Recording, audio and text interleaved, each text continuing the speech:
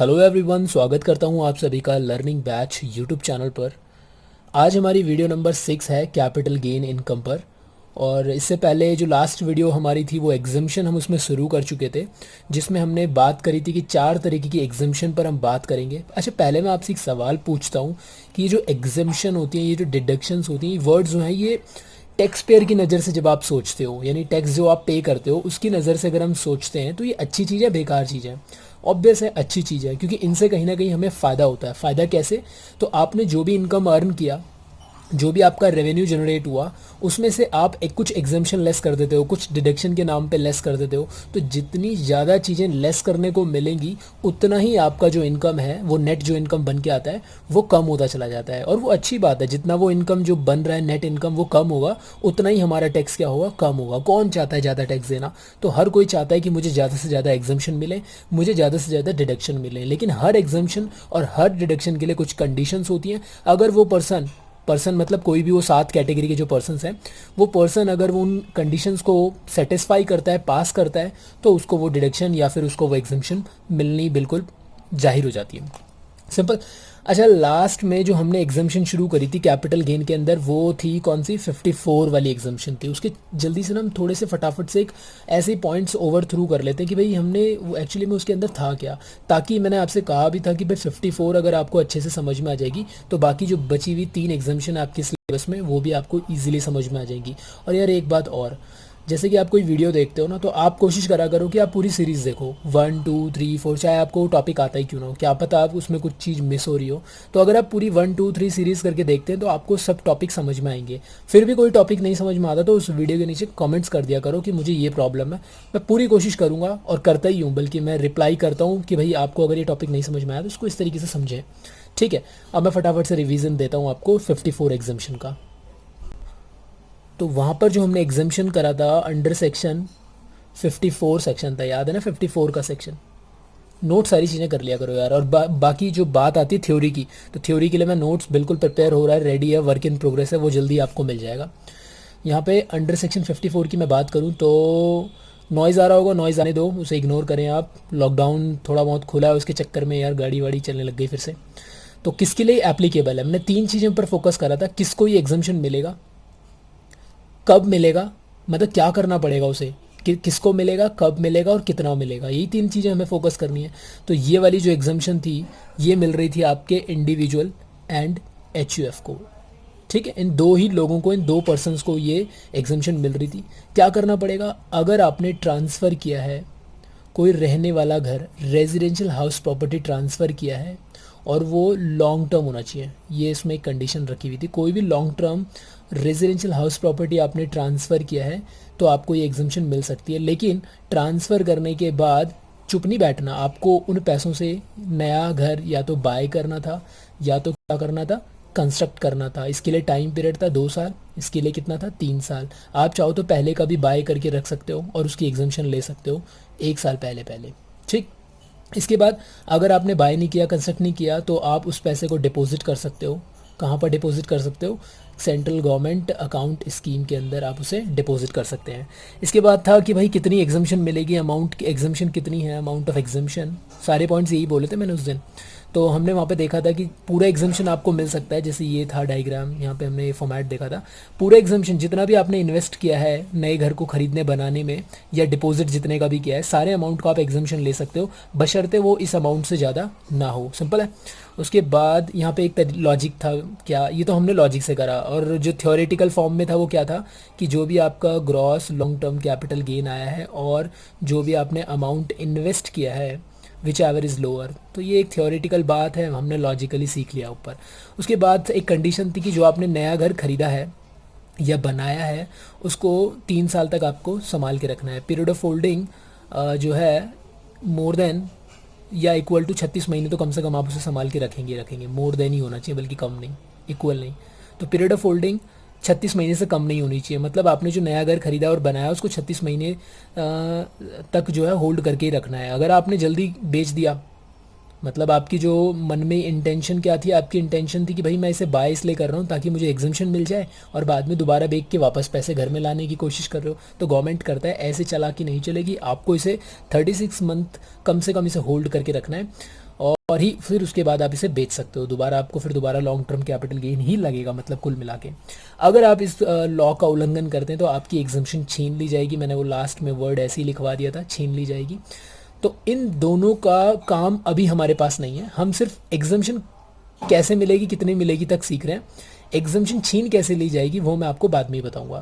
तो ये था सेक्शन 54। अब मैं चल रहा हूँ 54B पर जल्दी से। तो आज मैं जो है ज़्यादा डिटेल्ड में पॉइंट्स नहीं लिखूंगा, आज मैं फटाफट से शॉर्ट ही लिखूंगा।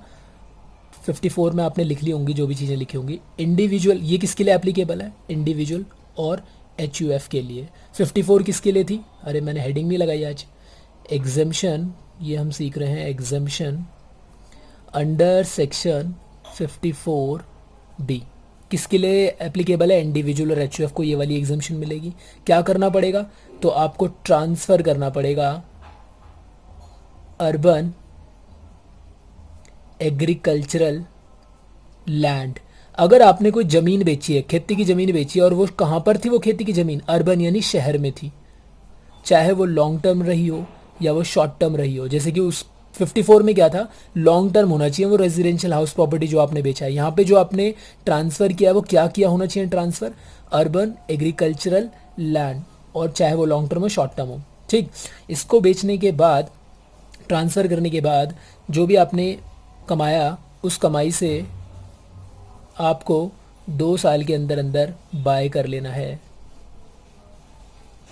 क्या बाय कर लेना है, तो आपको बाय करना है दोबारा से एग्रीकल्चरल ज़मीन ही खरीदनी है आपको। यार मेरे को ना यहीं लिख देना चाहिए था, मैंने लिखा नहीं यहाँ पे। बाय, थोड़ा सा आज बस गलती हो गई। बाय, अब न्यू तो बोलूँगा नहीं इसको, बाय अर्बन, मतलब खेती की ज़मीन बेची इंडिया के अंदर, और इंडिया में ही कहीं पे दूसरी जगह या कहीं पर भी आपने खेती की ज़मीन ही खरीदनी है, चाहे वो अर्बन में खरीदें, चाहे आप वो ग्रामीण क्षेत्र में खरीदें, रूरल एरिया में खरीदें। तो यहाँ पे थोड़ा सा मिस्टेक हो रहा है, इसे थोड़ा सा कॉम्प्रोमाइज़ करें, समझ लेंगे ऐसे ऐसे करके। ठीक हुआ क्या कि आपने ये एग्जम्पशन कब मिलेगी, जब आपने कोई एग्रीकल्चर लैंड बेचा हो अर्बन में, और बदले में खरीदना है आपको अर्बन या फिर रूरल एग्रीकल्चरल लैंड। वहाँ पे क्या था, आप घर बेच रहे थे और घर ही खरीद रहे थे, घर बना रहे थे या खरीद रहे थे। लेकिन यहाँ पे क्या है, आप बेच क्या रहे हैं, आप ट्रांसफ़र क्या कर रहे हैं, अर्बन वाला एग्रीकल्चरल लैंड, और बदले में क्या खरीद रहे हैं, चाहे अर्बन हो चाहे वो रूरल हो, लेकिन एग्रीकल्चरल लैंड ही खरीद रहे हैं। सिंपल। अच्छा, यहाँ पे क्यों जोर दिया अर्बन एग्रीकल्चरल लैंड बेचने पर आपको एग्जम्पशन मिलेगी, क्यों? अगर कोई आपने गांव की ज़मीन बेची है तो वो वैसे भी कैपिटल एसेट नहीं होता। अगर आपको पहली क्लास याद हो कैपिटल गेन की जो हमारी थी, उसमें हमने देखा था कि रूरल एग्रीकल्चरल लैंड जो है वो कैपिटल एसेट नहीं होता, तो उसको बेचने पर कैपिटल गेन तो वैसे भी नहीं लगता। तो अगर आप कोई शहर की एग्रीकल्चरल लैंड बेच रहे हैं तो आपको कैपिटल गेन लगेगा। Why, because it is a capital asset. अगर यहाँ पे कैपिटल गेन लगेगा तो ऑब्वियस ही बात है यहाँ पे आपको एग्जम्पशन की ज़रूरत पड़ेगी। तो सरकार ने कहा है आप एग्जम्पशन लो, लेकिन आप क्या करो, कैसे मिलेगी एग्जम्पशन, आप बस एक नया एग्रीकल्चरल लैंड खरीदो कहीं पे भी, चाहे अर्बन में चाहे रूरल में। सिंपल सी बात थी। ठीक है, तो यहाँ पे आपको 2 साल का टाइम दिया हुआ है, आप 2 साल के अंदर अंदर आपको ये जो है ख़रीद लेना है। उसके बाद आप नहीं खरीद पाए, अगर नहीं खरीद पाते हैं तो आप फिर उस पैसे को क्या कर सकते हैं, इफ़ नॉट यूटिलाइज। मैं देखो पूरी लाइन नहीं लिख रहा, मैं फिर बोल रहा हूँ, मैं सिर्फ शॉर्ट यहाँ पे कोड्स देने की कोशिश कर रहा हूँ। आप उसको जमा कर दें सेंट्रल गवर्नमेंट अकाउंट स्कीम के अंदर। ठीक, अगर वो पैसा यूटिलाइज्ड नहीं हो पाया है तो। अच्छा, यहाँ पे कंस्ट्रक्शन के लिए कुछ नहीं बोला हुआ, क्योंकि ज़मीन कंस्ट्रक्ट नहीं की जाती है, ज़मीन तो सिर्फ बाई की जाएगी। सिंपल। ओके, तो हमने क्या करा भाई, किसको मिलेगा, इंडिविजुअल HUF। कब मिलेगा, जब आपने क्या ट्रांसफ़र किया हो, खेती की ज़मीन अर्बन वाली, और बदले में क्या खरीदना है, खेती की ज़मीन अर्बन में या रूरल में। ठीक है, हमने कर दिया, या फिर जमा कर दो उस पैसे को सरकार के खाते में। सिंपल है। आगे चलते हैं, कितनी एग्जम्पशन मिलेगी, तो एग्जम्पशन के लिए वही सेम पैटर्न आपको यूज़ करना है। तो मैं पूरा नहीं लिख रहा, मैं यहाँ पे सेम लिख दे रहा हूँ। अगर ये चीज़ें नहीं, यार आप ग्रेजुएशन के बच्चे हो, आपको ये चीज़ समझ में आ रही होगी अगर आपने लास्ट वीडियो देखी है। ठीक, आप छोटे बच्चे नहीं हो, मैं ये मान के चल रहा हूँ। तो अगर फिर भी नहीं आ रहा है ये चीज़ें ऐसे शॉर्टकट में समझ में, प्लीज़ मुझे कमेंट कर देना कि नहीं हम बच्चे हैं, हमें नहीं समझ में आ रहा है, ऐसे हमें और डिटेल में बताओ। तो 54 देख ली तो यार ये समझ में आएगा, पक्का आएगा। ठीक, और अभी मुझे 2 एग्जम्पशन और भी करवानी ना, तो लंबी वीडियो ना बन जाए इसलिए। तो एग्जम्पशन वैसे ही मिलेगी जैसे हम 54 में एग्जम्पशन ले रहे थे। जितना भी आप इन्वेस्ट कर दोगे इस नए को ख़रीदने में, वो सारा घटा सकते हो, बस वो किससे ज़्यादा ना हो, आपका gross long term capital gain से ज़्यादा ना हो। उसके बाद आपको जो पीरियड ऑफ होल्डिंग है, जो आपने ये अर्बन और रूरल एग्रीकल्चरल लैंड खरीदा है, इसकी पीरियड ऑफ होल्डिंग एटलीस्ट कितनी होनी चाहिए? एटलीस्ट वही 36 मंथ होनी चाहिए। ठीक, मैंने सिंपल लिख दी। और अगर आपने इसे 36 महीने से पहले ही जो है बेच दिया तो फिर आपकी एग्जम्पशन छीन ली जाएगी, वही सिंपल।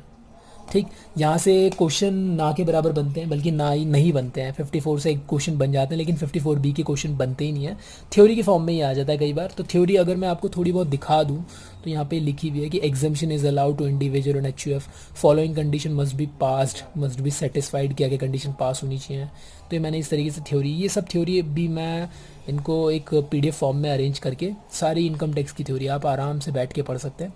ठीक, तो आराम से उसका जुगाड़ अभी हो जाएगा। अभी फ़िलहाल के लिए आप स्क्रीनशॉट ले सकते हो, आराम से पढ़ सकते हो अगर आपको डिटेलिंग करनी है इसकी तो।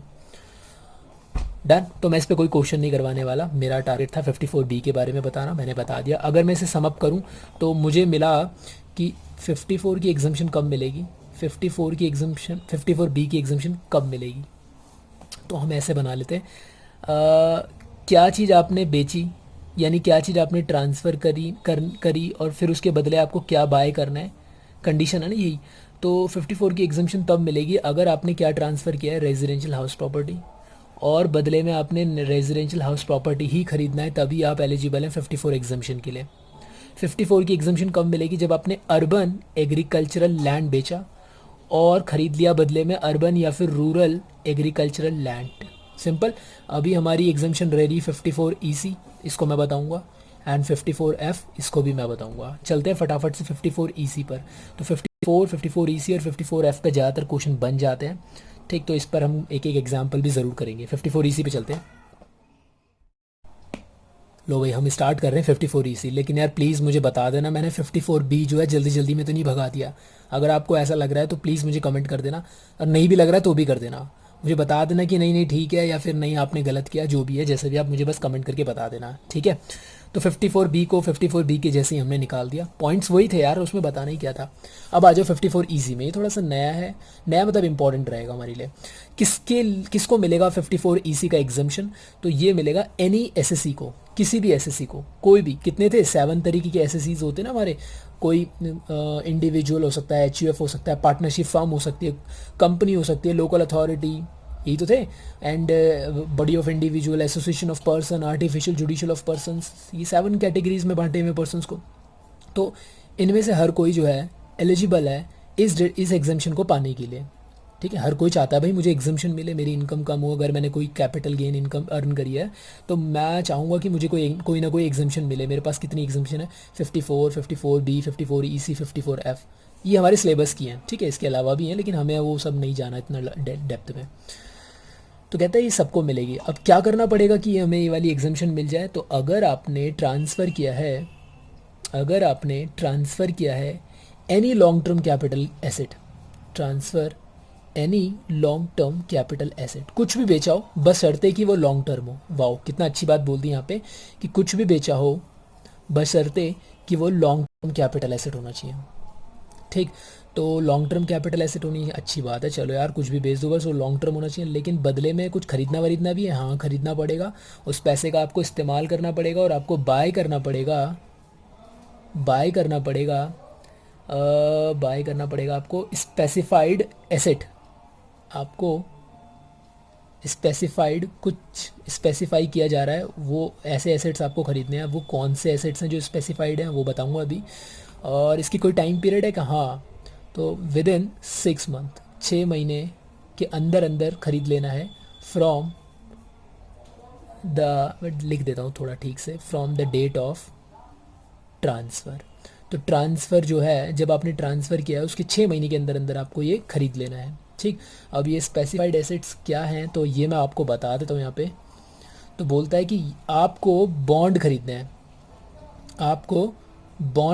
आप किसके बॉन्ड खरीदने हैं, तो बॉन्ड डिबेंचर सुना है ना आपने, तो ये सब एक ही है। तो बॉन्ड खरीदने हैं आपको, या तो NHAI, ये शायद आपने ये कंपनी सुनी होगी, NHAI, national highway authority of India, ये हाईवे बनाती है हमारे इंडिया के अंदर। दूसरी कंपनी है RECL, rural electrification corporation limited बिजली बनाती है। सिंपल है, आप गूगल करके इनको और ज़्यादा जान सकते हैं। तो जैसे कि अभी मान लो न्यूज़ आ रही है अभी कोई न्यूज़ चैनल पर कि एनएचएआई ने अपने बॉन्ड निकाले हुए हैं, क्या आप इंटरेस्टेड हैं खरीदने में? तो कई लोग तो वैसे इसमें इन्वेस्ट करेंगे अपने इन्वेस्टमेंट के तौर पर, लेकिन कई लोग एग्जाम्शन के चलते भी इसमें क्या करते हैं, अपना पैसा डाल देते हैं। ठीक, तो हमें वो लेना देना नहीं है। हमने अगर कुछ भी बेचा है, कोई भी लॉन्ग टर्म कैपिटल एसेट बेचा है, तो हमारे पास एक और ऑप्शन है एग्जाम्शन लेने का कि हम बॉन्ड खरीद लें, या तो एनएचएआई के या तो आरईसीएल के। सिंपल, क्या बेचा? कुछ भी लॉन्ग टर्म। क्या खरीदा? बॉन्ड। कहाँ के? एनएचएआई और आरईसीएल के। अब उसके बाद यहाँ पे वो डिपॉजिट वाला चक्कर नहीं है। वहाँ जैसे डिपॉजिट वाला चक्कर था ना कि अगर आप बाय नहीं कर पा रहे हैं तो सीजीएएस वाले अकाउंट में डाल दो, यहाँ ऐसा कुछ नहीं है। यहाँ पे सीधे आते हैं अमाउंट ऑफ एग्जाम्शन पे। अमाउंट ऑफ एग्जाम्शन, कितनी एग्जाम्शन मिलेगी? तो सेम जैसे पहले था सेम वैसी है, लेकिन थोड़ा सा ट्विस्ट है। क्या? तो यहाँ पे हम क्या कर रहे थे, उसमें जितना भी आप निवेश कर रहे हो, जितने के भी आपने बॉन्ड खरीदे, उतने सारे अमाउंट का आप एग्जाम्शन ले लो, बशर्ते वो ग्रॉस लॉन्ग टर्म कैपिटल ऐसे गेन से ज़्यादा नहीं होना चाहिए। यही था। तो यहाँ भी वही है, जितना भी आपने अमाउंट इन्वेस्ट किया, जो भी आपने अमाउंट इन्वेस्ट किया, अमाउंट इन्वेस्टेड, और जो आपका gross long term capital gain आया विच एवर इज़ लोअर, लेकिन लोअर जो भी निकल कर आए वो 50 लाख से ज़्यादा नहीं होना चाहिए। यहाँ पे एक कंडीशन लगा दी कि आपको 54 ईसी जो है वो 50 लाख से ज़्यादा की एग्जाम्शन नहीं मिल सकती। ये चीज़ भी आपको ध्यान रखनी है। जो भी लोअर वैल्यू निकल कर आई उतनी तो आप एग्जाम्शन लेंगे ही लेंगे। मान लो आपका ये जो gross long term capital gain आ रहा है, सपोज दैट 70 लाख आ रहा है, और आपने इन्वेस्ट किया है 55 लाख, तो कितने की एग्जाम्शन मिलेगी? 55 लाख की। लेकिन उसे फिर आपको रोकना पड़ेगा 50 लाख, क्योंकि 50 लाख से तो ज़्यादा आप घटा ही नहीं सकते। सिंपल, अभी क्वेश्चन के थ्रू भी बताऊंगा। इसके बाद पीरियड ऑफ होल्डिंग, जो भी आपने ये बॉन्ड खरीदे हैं, ये पीरियड ऑफ होल्डिंग इसकी एटलीस्ट कितनी होनी चाहिए? वही 3 साल होनी चाहिए। 3 साल के बाद ही आप इन्हें बेचेंगे, रिडीम करेंगे। एटलीस्ट 3 ईयर्स होनी चाहिए। और अगर 3 साल के पहले बेच दी तो आपकी जो एग्जाम्शन आपको मिली है वो आपसे छीन ली जाएगी। सिंपल है। इसकी अगर आप थ्योरी की स्क्रीनशॉट लेना चाहते हैं तो ये इसकी थ्योरी की स्क्रीनशॉट है, आप इसे ले सकते हैं। और इसके बाद मैं आपको करवाऊंगा एक एग्जाम्पल जो आपको 54 ईसी की कैलकुलेशन अच्छे से सिखा देगा। अब चलते हैं एग्जाम्पल पे। एग्जाम्पल भी मैं आप ही के सामने बना देता हूँ। देखो एग्जाम्पल क्या है, थोड़ा एग्जाम्पल बनाना भी सीखना चाहिए ना, कि एक क्वेश्चन जब क्रिएट होता है तो एग्जामिनर के दिमाग में क्या चल रहा होता है। तो देखें कैसे एग्जाम्पल बना सकते हैं हम। मान लेते हैं यहाँ पे मिस्टर कोई पर्सन ले लेते हैं, मिस्टर बी है, मिस्टर बीन है। ठीक, मिस्टर बीन है, और इन्होंने बाय किया है एक रेजिडेंशियल हाउस प्रॉपर्टी बाय किया था। और कब बाय किया था? ये इन्होंने, पहले तो अमाउंट लिख देता हूँ, ये बाय किया था इन्होंने 2 लाख रुपए में। ठीक, और डेट भी डाल देता हूँ, डेट डाल देते हैं, 1/1/2003 में बाय किया था। सिंपल। इसके बाद इन्होंने इस पर थोड़ा सा इम्प्रूवमेंट किया, शॉर्ट लिख रहा हूँ मैं सारी चीज़ें। इम्प्रूवमेंट किया, और कितने रुपए का इम्प्रूवमेंट किया?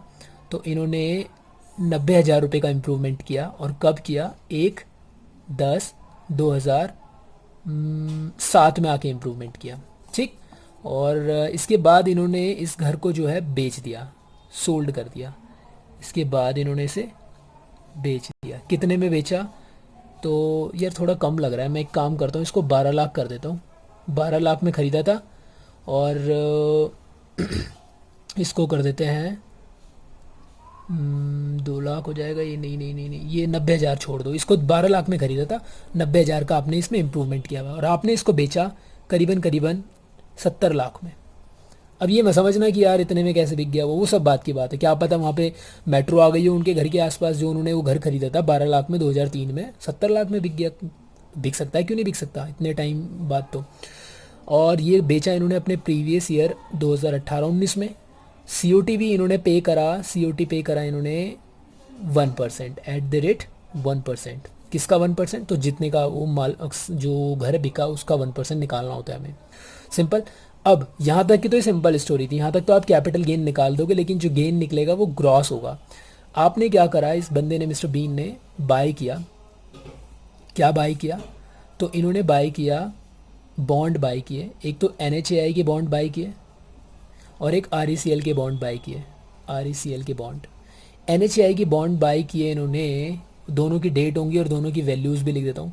इसके बॉन्ड इन्होंने ख़रीदे 52 लाख रुपए के, और इसके बॉन्ड इन्होंने ख़रीदे 6 लाख रुपए के। कुल मिला के 70 लाख का तो इन्होंने घर बेचा था। 70 लाख में से जब ये 1% दे भी देंगे तो कितना इनके पास हाथ में रहा होगा पैसा, अगर मोटा मोटा दिमाग लगाएं तो 69,30,000 समथिंग इनके हाथ में पैसा था, जिसमें से उन्होंने 52 लाख का ये खरीद लिया, 6 लाख का ये खरीद लिया, बाकी इन्होंने अपने पास बचा के रखे होंगे पैसे। ठीक, तो टोटल कहीं ना कहीं 58 लाख की इन्वेस्टमेंट इन्होंने कर दी। डेट लिख देते हैं फटाफट से इन दोनों की। तो डेट हो जाएगी, ये तो इनका दिसंबर में इन्होंने ख़रीदा अपने प्रीवियस ईयर में, और ये इन्होंने 6 महीने 6 वाले महीने में बेचा था ना, तो ये अक्टूबर में इन्होंने ये वाले बॉन्ड खरीद लिए थे। सिंपल। तो ये सिनेरियो मैंने आपके सामने रखा है। मुझे लग रहा है इसमें सारी चीज़ें मैंने डाली दी हैं लगभग। अब मुझे बता दो, सबसे पहले तो ग्रॉस लॉन्ग टर्म आएगा, शॉर्ट टर्म लॉन्ग टर्म आएगा। वाई? बिकॉज खरीदा कब था? 3 में, बेचा कब? 18 में, तो लॉन्ग टर्म हो रहा है। 36 महीने घर बेचा है, इमूवेबल प्रॉपर्टी है, तो इसके लिए 36 महीने देखना होता है। 3 तरीके की पीरियड ऑफ होल्डिंग थी, याद करो। 36 महीने, 12 महीने, 24 महीने। 12 महीने कब थी? वो आपकी उसके लिए थी, इक्विटी ओरिएंटेड फंड के लिए थी, ज़ीरो कूपन बॉन्ड के लिए थी, है ना, सिक्योरिटीज़ के लिए थी।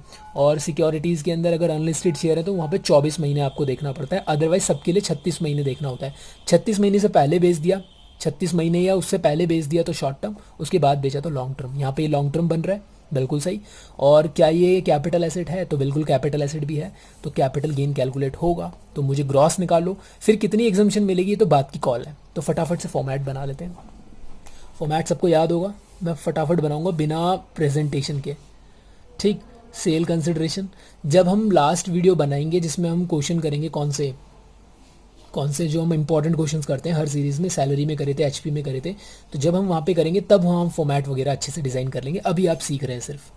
ठीक, ये तरीका मेरा पसंद नहीं आया तो प्लीज़ नीचे बता देना कि ऐसा मत करा करो, थोड़ा लिख आराम से पूरा लिखा करो, तो मैं पूरा भी लिख दूंगा, वीडियो घंटे 2 घंटों की बन जाएगी। ऐसे समझो ना यार। तो sale consideration minus COT NSC minus ICOA minus ICOI and निकल कर आएगा gross long term capital gain. मैंने बताया भी है कि भाई नोट भी लिखा जाता है नीचे कि क्यों आपने long term capital gain calculate किया। Why? Because the period of holding in this question in this case is more than 36 month, therefore long term capital gain shall be calculated. आप ऐसा करके लिख सकते हैं। एंड देन इसके बाद बात आएगी एग्जम्पशन की, तो मैं उस पर अभी ध्यान नहीं दे रहा। ठीक है, अब मुझे फटाफट बताओ कितने का ये बेचा घर। बार बार मेरे मुंह से माल निकल रहा है, कितने का माल बेचा? गुड्स नहीं बेचा आपने अपना कोई एसेट बेचा, और जो कि कैपिटल एसेट था। 70 लाख का बेचा है, 70 लाख। और COT 1% है, तो 1% COT आ जाएगी 70,000 रुपये। ठीक, शॉर्ट लिख रहा हूँ मैं, 69,30,000 आपका ये वैल्यू आ जाएगा। कितने में ख़रीदा था? COA कॉस्ट ऑफ एक्विजिशन थी 12 लाख, और 12 लाख को हमें इंडेक्स करना पड़ेगा, डिवाइड अभी ढूंढ लेते हैं टेबल में से, इंटू 280। ये याद रखा करो ना, अपना प्रीवियस ईयर का याद रख लिया करो, और अपना बेस ईयर जो 100 होता है उसको याद कर लिया रखा करो। उसके बाद तो टेबल क्वेश्चन में अवेलेबल होती है, परेशान मत हुआ करो टेबल को लेकर। तो मैं अपने नोट्स के अंदर देख लेता हूँ कि हमें कौन से ईयर में ख़रीदा था। ये ईयर बता दो, कोई है जो ईयर बताएगा कौन से साल में फॉल हो रहा है? ये 2003 साल नहीं है, साल कैसे बोलते हैं, हमारा फाइनेंशियल ईयर होता है दिस टू दिस, है ना, अप्रैल से मार्च होता है। तो ये कौन से वाले ईयर में फॉल हो रहा है? ये 2-3 में फॉल हो रहा है। 1 अप्रैल 2002 से शुरू हुआ होगा और 31 मार्च 2003 में ही ख़त्म होगा। तो 2-3 2-3 का जो इंडेक्स है 105 है। तो 105 से हम यहाँ पे डिवाइड कर लेते हैं, और जो वैल्यू निकल कर आएगी बता दो फटाफट से। 12 लाख डिवाइडेड बाई 105 इंटू 280, तो ये निकल कर आएगा। राउंड ऑफ कर देता हूँ मैं इसको। ये आ रहा है मेरा यार, कितना आ रहा है? 40 लाख आ रहा है, कितना आ रहा है? 12 लाख। एक काम करते हैं, मैंने 12 लाख ना कुछ ज़्यादा बड़ी वैल्यू ले ली है, सॉरी। 12 लाख को थोड़ा कम कर देते हैं, क्योंकि फिर उस हिसाब से क्वेश्चन नहीं समझा पाऊंगा जो मैं इसमें समझाना चाह रहा हूँ। इसको 2 लाख ही कर देते हैं, 2 लाख सही है। 2 लाख में आपने बाई किया हुआ है, ठीक, और ठीक भी है, एक जेनवन भी बन रहा है केस। तो 2 लाख में आपने बाई किया हुआ है, मैं यहाँ 2 लाख कर देता हूँ, प्लीज़ सॉरी फॉर दिस। यहाँ 2 लाख कर दिया। अब बता दो 2 लाख को अगर मैं इंडेक्स करूँ तो 2 लाख के हिसाब से 2 लाख डिवाइडेड बाय 105 मल्टीप्लाई 280 करेंगे तो तो ये आ जाएगा आपको 5,33,000, 5,33,333। भाई आप लोगों को यहाँ पे प्रॉब्लम तो नहीं ना? मैंने क्या किया है, मैंने क्वेश्चन को थोड़ा सा चेंज कर दिया। वाई? बिकॉज मैं आपको 54 ईजी सिखा रहा हूँ, तो क्वेश्चन खुद बना रहा हूँ, तो उस हिसाब से कि ताकि आपको वहाँ पर जो एग्जामेशन लेनी कितनी है वो मैं सिखा पाऊँ आपको, ठीक। तो इसलिए मैंने क्वेश्चन को अपने तरीके से यहाँ पे 2 लाख कर दिया। हो गया ये, आपका भी इतना ही आना चाहिए। इम्प्रूवमेंट कितने का किया हुआ है? इम्प्रूवमेंट किया है 90,000 का, और कौन से साल में किया हुआ है? तो ये 7-8 में किया हुआ है। तो 90,000 डिवाइडेड बाय 7-8 का इंडेक्स, और इसे कन्वर्ट करना है अपने प्रीवियस ईयर के इंडेक्स में, जिसका इंडेक्स वैल्यू है 280। तो 7-8 का बता दो मुझे यहाँ से ढूंढ के। 7-8 7-8 7-8 7-8 कहाँ है? 7-8 ये रहा। 7-8 129, 129 से इसे डिवाइड कर लेते हैं। यहाँ पर 129 से डिवाइड कर लिया मैंने। तो 90,000 डिवाइडेड बाय 129 मल्टीप्लाई 280, तो ये निकल कर आएगा आपका 195349 समथिंग कुछ आ रहा है। 1,95,349 मैंने राउंड ऑफ करके लिखा है। अब घटा के मुझे ये बता दो कितना आ रहा है। 69300 जो भी है, प्लस सॉरी माइनस 53333 माइनस 195349, तो ये निकल कर आ रहा है आपका 62,01,318, ठीक। अब एग्जामेशन मिलेगी, देखो कौन सी। तो यहाँ पर ना मेन चीज़ है कॉम्बिनेशन। अभी मैंने आपको एक कॉम्बिनेशन बताया था बैक साइड पे, तो कहाँ बताया था मैंने वो कॉम्बिनेशन? कहाँ गया यार वो कॉम्बिनेशन? एक मिनट, जी यहाँ बनाता हूँ। देखो कॉम्बिनेशन क्या था। 54 की एग्जामेशन कब मिलती है? जब आपने ट्रांसफ़र किया हो, या फिर मैं कहूँ सोल्ड किया हो रेजिडेंशियल हाउस प्रॉपर्टी, और बदले में आपने बाय या कंस्ट्रक्शन जो भी बोले आप, आपने बदले में बाय किया हो रेजिडेंशियल हाउस प्रॉपर्टी। 54B कब मिलेगा आपको? 54B की एग्जामेशन कब मिलेगी? किसको मिलेगी ये नहीं बोल रहा, कब मिलेगी? जब आपने अर्बन एग्रीकल्चरल लैंड बेचा हो और बदले में ख़रीदा हो एक अर्बन या फिर रूरल एग्रीकल्चरल लैंड। फिर आपको 54EC कब मिलती है? तो आपने कुछ भी बेचा हो, any long term capital asset, लेकिन बदले में क्या खरीदा हो आपने? बॉन्ड खरीदा हो। कौन से बॉन्ड? तो NHAI के बॉन्ड या फिर RECL के बॉन्ड। रिवीजन हो गई फटाफट से। इसके बाद 54 बचता है, वो तो अभी हमने सीखा ही नहीं है। सिंपल। तो कुछ भी बेच के बॉन्ड खरीदना है आपको। तो यहाँ पे क्वेश्चन में हमने क्या बेचा था? घर बेचा था। तो घर तो यहाँ भी बेचा था।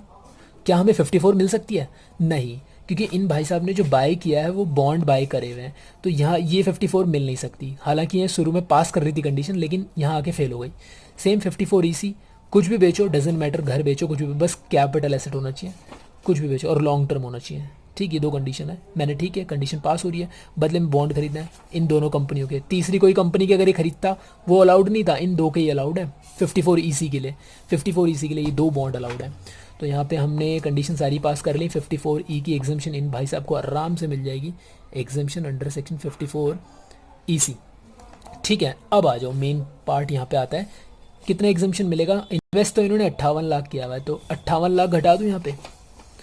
देखो इसमें से आराम से 58 लाख घट भी सकता है, लेकिन यहाँ पे हमने एक 50 लाख की सिचुएशन भी देखी थी। और उससे पहले एक चीज़ और देखो, इसको जो एग्जामेशन मिलेगी ये वाली नहीं मिलेगी, ये वाली नहीं मिलेगी, सिर्फ एग्जामेशन ये वाली मिलेगी। क्यों?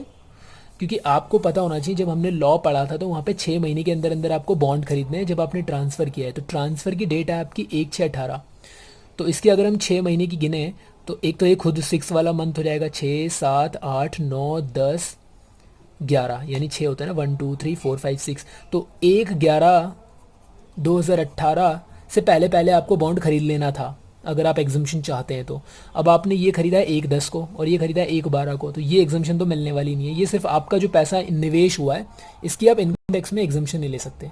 इसका आप ब्याज खाओ बैठ के आराम से, वो अलग चीज़ है, लेकिन डबल बेनिफिट नहीं हो सकता। एक तो इन्वेस्टमेंट का ब्याज आता है, एक बेनिफिट वो था, दूसरा कि आपकी यहाँ से टैक्स बच जाता है इसको रिड्यूस करके, लेकिन आप इसका ये वाला बेनिफिट नहीं ले पाएंगे।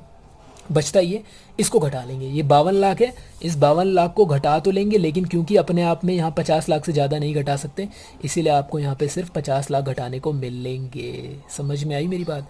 तो आप यहाँ पे लिखेंगे आपने क्या करा है, NHAI बॉन्ड खरीदा है, और ऊपर से यहाँ पे एक वर्ड लिखेंगे रेस्ट्रिक्टेड, क्योंकि आपकी एग्जामेशन तो 52 लाख थी।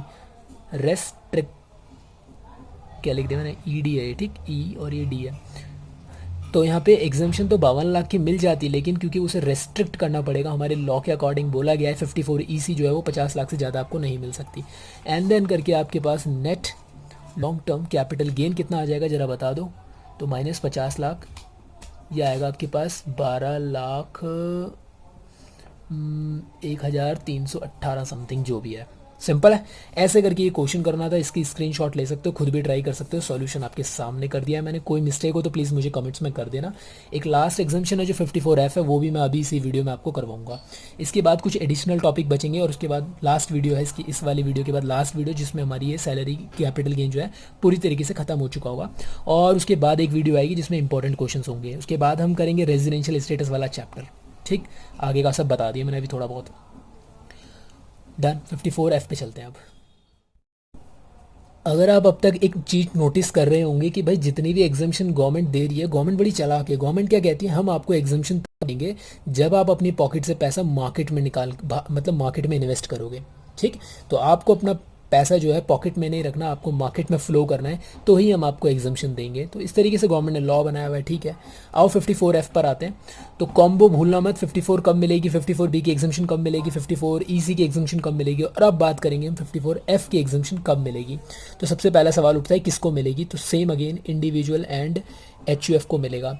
तीनों में क्या क्या था यार वो भी ध्यान रखना है। 54 की एग्जामेशन इंडिविजुअल HUF, 54B की individual HUF, 54EC any SSC and 54F again individual HUF। कब मिलेगा, जब आपने ट्रांसफ़र किया हो, any long term capital asset.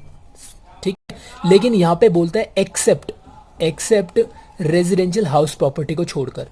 यहाँ पे एक कंडीशन लगा दी। अभी 54EC में ऐसा नहीं था। 54EC में था कुछ भी बेचो भाई, कुछ भी हो, घर हो, ज्वेलरी हो, कुछ भी हो, बस कैपिटल एसेट हो और लॉन्ग टर्म हो। यहाँ पे भी बोला हुआ है कुछ भी बेचो, बस घर ना हो। सिंपल, बस घर ना हो, उसके अलावा कुछ भी लॉन्ग टर्म कैपिटल एसेट बेचो। बदले में आपको बाय करना है, बाय या फिर कंस्ट्रक्शन करनी है न्यू रेजिडेंशियल हाउस प्रॉपर्टी, बदले में आपको बाय कर लेना है। सर टाइम क्या है, तो टाइम अगेन वही बाय करने का जो टाइम नॉर्मल हम देखते हुए आए हैं, बाय करना है 2 साल के अंदर अंदर, 2 ईयर्स के अंदर अंदर, एंड कंस्ट्रक्शन करना है आपको 3 ईयर्स के अंदर अंदर।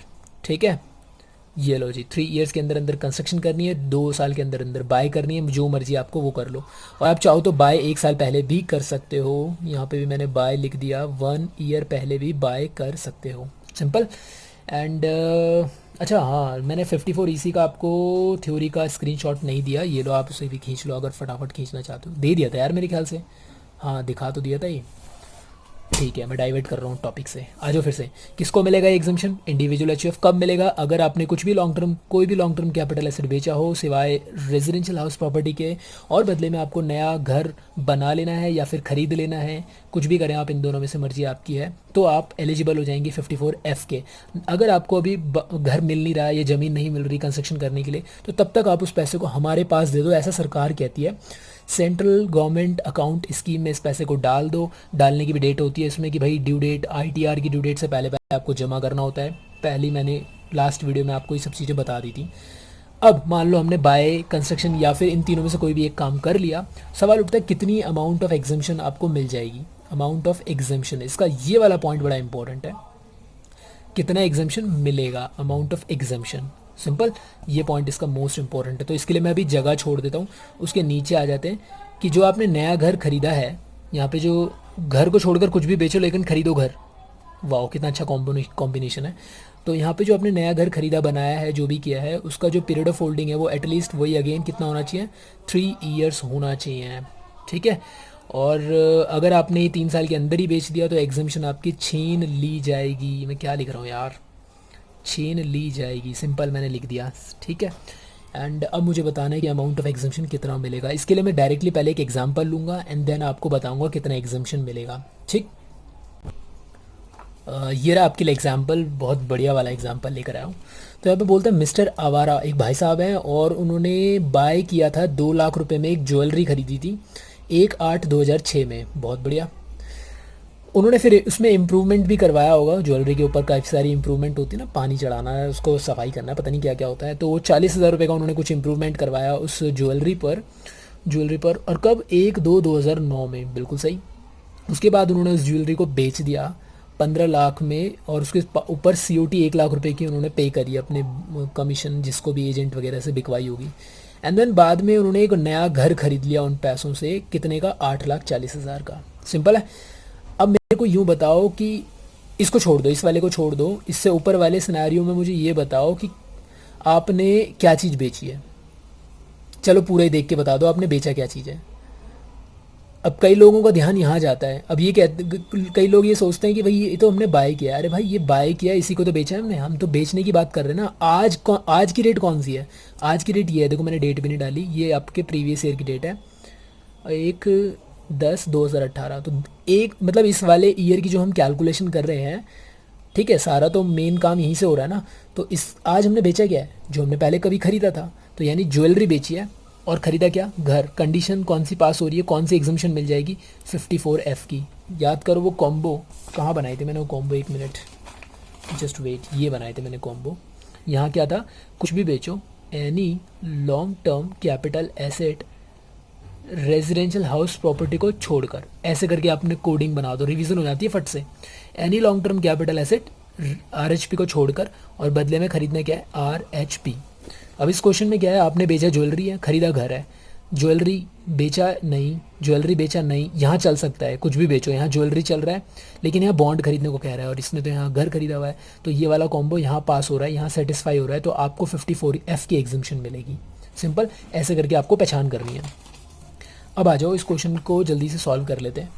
लेकिन इस क्वेश्चन में याद रखना एग्जाम्शन कितनी मिलेगी, ये इंपॉर्टेंट है, इसलिए मैंने यहाँ पे जगह भी छुड़वा रखी है आपको। तो इसको सॉल्व कहाँ करें? यहीं सॉल्व कर लेते हैं इसको, यहाँ पर, यहाँ अच्छे से बना लेते हैं। सेल कंसिडरेशन कितने का है, COT कितने का है, उसके बाद NSC कितना आएगा आपका, वो आपको बताना है मुझे। एंड देन कितना आपका कॉस्ट ऑफ एक्विजिशन है इंडेक्सेशन के बाद, और कितना आपका कॉस्ट ऑफ इम्प्रूवमेंट है इंडेक्सेशन के बाद। दोनों को जब आप यहाँ से घटा लेंगे तो आपके पास आएगा gross long term capital gain. Simple. And then आप लेंगे यहाँ पे एग्जाम्शन, और एग्जाम्शन आपको मिलेगी, आपने पहले ही पता कर लिया कौन सी, 54, गलती कर दी यार, जगह कम पड़ गई यहाँ पे, 54F की आपको एग्जाम्शन मिलेगी। चलो फिर भी काम चला लेंगे हम। बताओ कितने का बेचा, कितने में बेचा? 15 लाख में बेचा, 15 लाख में बेचा। COT है, हाँ COT है 1 लाख रुपए की। कॉस्ट ऑफ ट्रांसफ़र 1 लाख रुपए का आपने खर्चा किया है उसको बेचने पे। तो NSC net sale consideration 14 lakh रुपए। COA कितना है मैं पूछ रहा हूँ, COA 2 लाख का है, और उसको I में कन्वर्ट कर देंगे, इंडेक्सेशन कर देंगे। 2 लाख डिवाइडेड बाय ढूंढना पड़ेगा इंटू 280। तो मुझे बताओ 2 लाख कब खरीदा था ये? 8/9 का जो इंडेक्स है, मैं टेबल निकाल देता हूँ। 8/9 का इंडेक्स कितना है? 8/9 का इंडेक्स है आपका 137, तो 137 है। 137 यहाँ पे डिवाइड मार देते हैं फटाफट से, 137 वैल्यू बता दोगे? 2 लाख डिवाइड बाय 137 मल्टीप्लाई 280, तो ये निकल कर आएगा आपका समथिंग 408,759 आ रहा है। डरो मत, लिख दिया करो यार राउंड ऑफ करके। इम्प्रूवमेंट के बारे में है, 40,000 का इम्प्रूवमेंट है। 40, मेरे पास जगह की तंगी हो गई है भाई, अब आप लोग मैनेज कर लेना बस, अब क्या करें। तो कब खरीदा है ये, कब इम्प्रूवमेंट किया है, साल बताओ। देखो फंसोगे आप लोग, ध्यान से देख के बताना। यस 8/9, 8/9 का ये इम्प्रूवमेंट है। 8/9 का इंडेक्स मुझे बता दो। 8/9 का इंडेक्स है आपका, कहाँ गया 8/9, 137। अरे 137 तो अभी भी लिया था मैंने, 67 था ना ये, 671, अरे यार गलती हो गई, 122 था ऊपर वाला, सॉरी ये 122 था, 122। और अभी जो ये हमने देखा है ये आपका 137 है, ये 137 है, सॉरी माय मिस्टेक। इसको ठीक कर लेते हैं। ओके, इसको ठीक करके दोबारा कैलकुलेट करना पड़ेगा। 2 lakh divided by 1/22 and multiply 280, तो ये निकल कर आएगा आपका 4, ये 45 है जी, माफ़ करना, 45, 90, कैलकुलेटर रखा करो अपने सामने यार। 1616, उसके बाद इसको कर देते हैं ज़रा इंडेक्स, तो 40,000 डिवाइडेड बाई 137 मल्टीप्लाई 280, तो ये निकल कर आएगा 81,752, 81,000 समथिंग। अब 14 लाख में से माइनस 459016 और माइनस 81752, तो ये आ जाएगा 859232। Simple. The main thing is कि एग्जाम्शन कितनी मिलेगी, उसके लिए मैंने ऊपर जगह भी छुड़वा रखी है। अब आपसे यहाँ पे एक सवाल पूछा जा रहा है और मैं उसका जवाब देना। मुझे बताओ इन सभी वैल्यूज़ में से वो वाली वैल्यू कौन सी है जो ये रिप्रेजेंट कर रही है कि आपके पॉकेट में इतने पैसे आए हैं। फिर बोलूँ, इन सभी वैल्यूज़ में से वो कौन सी वैल्यू है जो ये रिप्रेजेंट कर रही है कि आपके पॉकेट में इतने पैसे आए हैं। देखो ये जो वैल्यू है ना, लॉन्ग टर्म कैपिटल गेन, ये प्रॉफिट है और प्रॉफिट कैश को शो नहीं करता है। ठीक, 15 लाख में आपने चीज़ बेची लेकिन 1 लाख उसी बंदे को दे दिया जिसने बिकवाया होगा, तो 14 लाख रुपए वो अमाउंट है जो आपके पॉकेट में आया होगा, जो आपके गले में आए हैं। 14 लाख रुपए आपके बैंक अकाउंट में आए हैं। ठीक है, तो ये वो एग्जैक्ट वैल्यू है जो एक कैश के फॉर्म में होगी, 14 लाख रुपए। अब मुझे ये बताओ, इस 14 लाख में से आपने कितना पैसा इन्वेस्ट करा है उस नए घर को खरीदने में। जो मैंने क्वेश्चन दिया था, कितने में खरीदा था आपने वो घर? 8,40,000 में। इस 14 लाख में से आपने 8,40,000 रुपये का घर खरीद लिया नया। 8,40,000 का घर खरीद लिया। अब मैं आपसे जानना चाहता हूँ कि 14 लाख रुपए में से 8,40,000 का जो घर खरीदा है, कितना परसेंट इन्वेस्ट करा आपने? कितना परसेंट इन्वेस्ट करा है? परसेंटेज निकालना आता है ना भाई। 8,40,000 14 लाख का कितना परसेंट है, यही तो मैं पूछ रहा हूँ। आपने 14 लाख में से कितने परसेंट पैसा इन्वेस्ट करा है? बिल्कुल सही, 8,40,000 डिवाइडेड बाय 14 लाख इंटू 100, तो कितना आ रहा है ये? देखो मैं अभी करके 8,40,000 यहाँ दिखाना पड़ेगा क्या? 8,40,000 डिवाइडेड बाय 14 लाख मल्टीप्लाई 100 करेंगे 60%। मतलब आपने 60% पैसा निवेश करा है। सिंपल। तो जो भी आपका ये प्रॉफिट आया है, आप चाहते हो ना ये कम हो जाए, तो 60% से ये कम हो जाएगा। मतलब जितना आप इन्वेस्ट करोगे उतना परसेंट आप इसे क्या कर सकते हो, उतने ही परसेंट की आप एग्जाम्शन ले सकते हो। तो मुझे बताओ ये 859232 का 60% कितना आएगा? तो ये आएगा आपका 51,553, सॉरी हाँ 39 सही है। और बाकी पर आपको क्या भरना पड़ जाएगा? टैक्स भरना पड़ जाएगा, net long term capital gain. तो आपको इतने की एग्जाम्शन मिल रही है। ये कितना एग्जाम्शन मिला आपको? 60%। किसका? जो आपका गेन आया था 60% की माफ़ी मिल गई, राहत मिल गई। ये 60% क्या है? जितना आपने इन्वेस्ट किया, जो आपको मिला था, जितना उसमें से आपने इन्वेस्ट किया, उसी रेट पर आपको क्या मिल जानी है? माफ़ी मिल जानी है। तो 859232 माइनस 515539, वेरी सिंपल। और आपको टैक्स भरना पड़ेगा कितनी वैल्यू पर? 343693 पर। टैक्स कैसे निकालते हैं वो बात की कॉल है, टैक्स निकालना नहीं अभी तक हमने सीखा है। सिंपल। अब सवाल उठता है, ये तो हमने थोड़ा मतलब एक हमने अपनी लैंग्वेज में सीखा, लेकिन इसे थ्योरेटिकली इसे लैंग्वेज में कि बुक की लैंग्वेज में कैसे लिखेंगे इसे यहाँ पे? तो कहता है इसे कैसे लिखोगे? देखो आपने क्या करा, आपने 60% किसका निकाला? ये जो gross long term capital gain का था। तो आपने क्या करना है कि जो भी आपका gross long term capital gain आया उसका 60%, यही तो करा था, उसका 60%। अब सवाल उठता है ये 60% आया कैसे था? फॉर्मूला हम खुद बना रहे हैं, देख लो। ये 60% आया कैसे था? 60% आया था this divided by 14 lakh into 100। तो ये 8,40,000 है, इसका मैं क्या नाम दे सकता हूँ? Amount invested. कितना अमाउंट आपने इन्वेस्ट किया? Amount invested divided by 14 lakh क्या था आपका? NSC। अब इंटू 100 मैं नहीं कर रहा, अब इंटू 100 तो बात एक ही हो गई ना भाई। अब इंटू 100 नहीं करोगे तो 0.6 आ जाएगा, छोड़ो 100 को। तो जो भी इस प्रोपोर्शनेट में आपको, मतलब जो भी आपका gross long term capital gain आया है उसमें से कितनी एग्जाम्शन मिलेगी? इस प्रोपोर्शनेट में NSC में से जितना आप अमाउंट इन्वेस्ट करोगे उतना परसेंट जो है आपको क्या मिल जाएगा? एग्जाम्शन मिल जाएगा। सिंपल। तो आप इतना अगर फॉर्मूला याद ना करो, सबसे बढ़िया क्या है, 14 लाख में से जितना परसेंट आपने इन्वेस्ट किया है उतना ही परसेंट आपको यहाँ पे एग्जाम्शन मिल जानी है। दैट्स इट, यही आज का टॉपिक था। आई होप आपको सारी बातें समझ में आई हो। जो भी चीज़ें समझ में नहीं आई हो प्लीज़ मुझे कमेंट्स कर दिया करो। एक नहीं, दो नहीं, 4,000 कमेंट्स कर दो, मैं सबका रिप्लाई करूँगा। और कमेंट्स के बाद जब मैं रिप्लाई करता हूँ तो उसके बाद अगर आपको कोई चीज़ समझ नहीं आती है तो भी आप मुझे बताया करो। ओके सर बोलकर भाग मत जाया करो, प्लीज़ मुझे दोबारा बताया करो कि नहीं आया समझ में, तो मैं दोबारा कोशिश करूँगा। ठीक। बताने के लिए ही चैनल खोला है, हेल्प करने के लिए ये चैनल खोला है। तो प्लीज़ यार ज़्यादा से ज़्यादा चीज़ें सीखने की कोशिश करो जब तक मैं यहाँ पे सिखा रहा हूँ। ठीक है, मिलेंगे अगली वीडियो में बहुत नए टॉपिक के साथ। जो भी हमारे बचे कुछ टॉपिक्स हैं अगली वीडियो में कंप्लीट करेंगे, और उसके बाद एक वीडियो और जो हमारे इंपॉर्टेंट क्वेश्चंस के ऊपर बेस्ड होगी। ओके, वीडियो अच्छी लग रही है तो लाइक करो, मेहनत लगी है वीडियो बनाने में, और चैनल को अभी तक सब्सक्राइब नहीं किया है तो सब्सक्राइब फटाफट से कर लो, दोस्तों के साथ शेयर कर दो, उन्हें बताओ कि यहाँ पे टेक्स्ट की वीडियोस बन रही है, कॉस्ट की वीडियोस बन रही हैं, अभी आगे आगे टाइम पर और भी वीडियोस बनेंगी। ठीक है, चलते हैं, फिर मिलेंगे नई एनर्जी के साथ। Bye bye, take care.